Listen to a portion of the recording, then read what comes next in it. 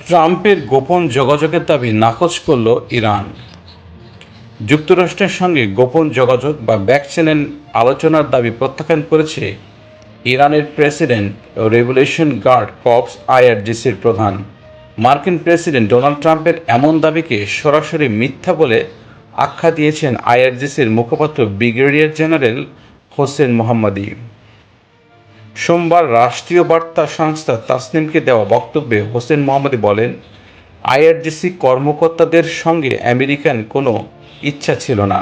তিনি বলেন, ট্রাম্পের এই মিথ্যাচার নিছক কল্পনাপ্রসূত, যা তিনি যুদ্ধের পরাজয় ও হতাশা থেকে দুঃস্বপ্নের কারণে দেখছেন। মোহাম্মদ বলেন, আইআরজিসি ইরানি জনগণ ও ইসলামী প্রজাতন্ত্রের শাসক শাহ ও কণ্ঠস্বর যুদ্ধের তারই দেশের অবস্থান ও বার্তা তুলে ধরে। এর আগে ট্রাম্প দাবি করেছেন তার প্রশাসন ইরানের ইসলামিক রেভলিউশন গার্ডের সঙ্গে সরাসরি একটি গোপন যোগাযোগের পথ তৈরি করেছে। তবে আইআরজিসি এই বক্তব্য সেই দাবির সঙ্গে সরাসরি সাংঘর্ষিক।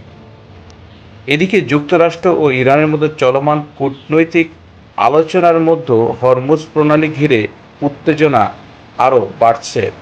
রোববার